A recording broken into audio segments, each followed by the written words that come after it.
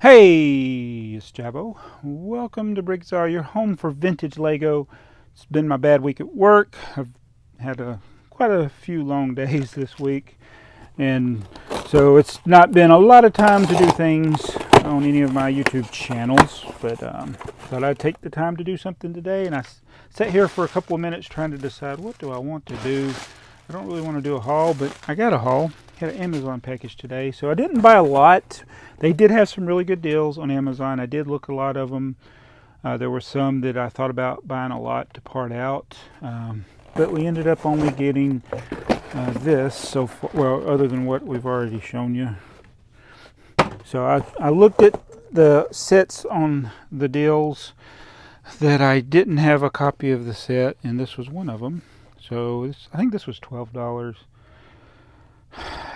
Yeah, so I went ahead and got 3 of them, because you need 3 of the Tusken Raiders little bantha thingies. I don't know. So I didn't have that set, so I can add that to my collection. This is a micro... Oh.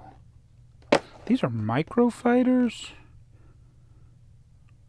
That's why... I was like, that's why these look so bad. Alright. Oh, and speaking of micro fighters... I think they've always done like the 3-packs that were available at Costco. Costco has some 2 and 3 packs, I think, of things. I need to go by there and check it out. Somebody told me that and sent me a picture of Costco. I just hadn't had time to, because of in my bad week, it was made worse because I drive this little truck at work, so I don't need a lot of tools, and they decided a couple weeks ago to take it in because they said it had a safety recall. And it's been sitting over there at the Ford dealership.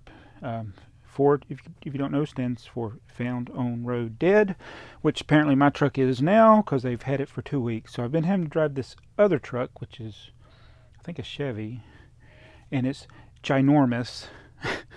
And it's a pain in the butt to drive around busy. Oh, look, there's my glue. I found my glue. It's a pain in the butt to drive around the busy streets of Atlanta.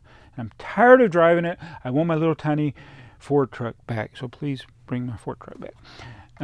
So I've been in a loaner truck, and I haven't had time to stop by Costco because I've been on call. I've been driving my personal car home, but I want to go there and see if they still have those special packs. So we're going to do a quick review of some various sets because I need to go put these in a box somewhere instead of just sitting here. All right, so anything unusual about any of these sets? We're going to go through real quick. We have the Spirit of St. Louis. I think that was the Charles Lindbergh airplane. This set has a 1976 copyright. We see other sets that were available at the same time, most of which you've seen on this channel. There is at least one on here that I've not built. At least one, maybe 2. Alright, so this is it. Spirit of St. Louis. It does not fly. It has a little propeller here. It has the sticker on a 2x3 brick, Spirit of St. Louis. The sticker is over here on this other side. And it's got the Milky axle and the pre-Technic piece. This is not the same as the Technic piece with axle hole. It's a little bit different than the ones you see today, but that was kind of the early Technic. It's got the special little tail fin there. Mine has been gnarled and chewed on and something. Oh, it's pretty bad condition. But that is set 661 from 1976. And it's going to go in a box somewhere. We have this set, which is a Time Cruisers. It's Timmy Time Cruisers Flying Ridiculous Vessel. Actually, I don't know what the name of it is. Who cares what the name of it is? It's this little ridiculous thing. But look, hey, the little propellers spin as you move it. So they make use of some technique here, which is hidden in here. Oh, there we go. It's the wheels rub on this little piece, which causes it to spin. And there's our really weird kid, Timmy. Time Cruisers is that weird theme that looked ridiculous when it came out. It looks ridiculous now, but for some reason it's like, oh, I wish they did more with that theme. But yeah, they usually had some kind of moving feature in the different vehicles. And that was from 1996. Now we're going to look at this 2489 helicopter. This actually, to me, has the feel that it came in a multi-pack. I just feel like this wouldn't have been by itself. It probably was a 4-in-1 or 5-in-1 or something like that, and I'm too lazy to look it up. This 2849. So somebody look it up and tell me in the comments below. Was this part of a 5-in-1 or 4-in-1 or 3-in-1 little pack? Oh my goodness, this is a horrible. What is this thing? Is it a hover boat? Is it a helicopter? Is it a jet ski? I don't know what this thing is. It looks very dangerous to fly, though. This is one of those... Alright, I am not a Lego designer. I am not creative. I have really nothing... I really should not be criticizing a designer or anybody's builds. But this looks like it was like, okay, you got 3 minutes, build something. This is sad. Tell me if I'm wrong. All right, you that are actually good builders, I think there's children out there that have designed something better. So if you're the actual designer of this, I'm sorry, I apologize. No, I don't apologize. This is a bad design. All right, so that's 2849. Next up, did I tell you what year that one was from, the 2849? I think it was 97. Yeah, 1997. Bad year for Lego. A good year for BrickTsar, though. All right. Oh, man. Did I just break this?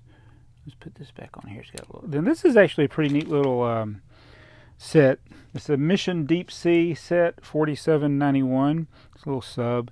Reminds me of one of those Timothy Dalton James Bond movie subs. For some reason, the guy has to hang on to the outside of it. The way I did it here. It's the way it shows it on the picture on the thing as well. I think this is a printed piece right here. It's not stickered. Oh, look, he's on a 4x6 plate.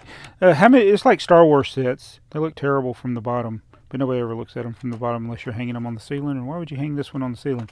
But it's got the little hook here that you can release. So if you want to hook something, you can do that. It's on a spool. I don't care to show you all the details there. And little propellers. Got harpoons. Again, reminds me of what was the Timothy Dalton James Bond movie where he was skiing behind the seaplane. Timothy Dalton. Is it not the Living Daylights? It's License to Kill. That was it. License to Kill. Which I thought was on last night, but it turned out that wasn't License to Kill. It was something about doctors that did things to their patients.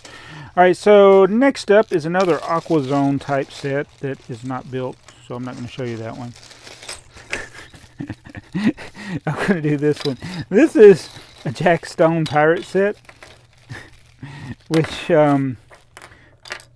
he has a jewel in there. It's a jewel. And it may have been supposed to be another one. Then we got this peg-legged prissy little pirate, and we got a white shark. And that is a dumb set. And there is some random sets. Oh wait, maybe I should do this other one. Let's see. I might not have had all the parts for it. It's another one that looks like it would have been part of a 3-in-1 or 6-in-1 thing, and I bet you it's incomplete. Let me see. All right, this is Cannonball Jimmy and his shark. I think it sits 7082. Cannonball Jimmy. So technically not Jack Stone, it's Junior's. I did find all the parts for this little aqua whatever that stands for set. 6100. This one is also, when is this one from? This is just like a dark period in Lego history here. 1998. So we did 96, 97. Now we got 1998. It's that dude. Aqua Sharks. It's Aqua Sharks. So I can see the shark on his logo there. So that is pretty cool. He's got the trans neon hook. He's got the silver spears. He's got his control thing in there. He's got his fins right there. And that's all there is to that. So, wow, this is some bad... I'm sorry. Sorry for headphone users. These are some really bad sets from all generations.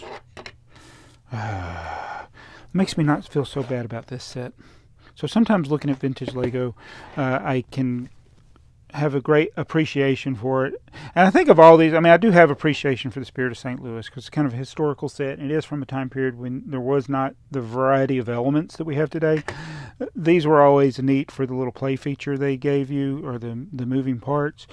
But man, these other ones are just, unless, I mean, White Shark, that's pretty cool, but, well, there's some bad sets. Just some really bad sets. Anyway, probably a bad video too.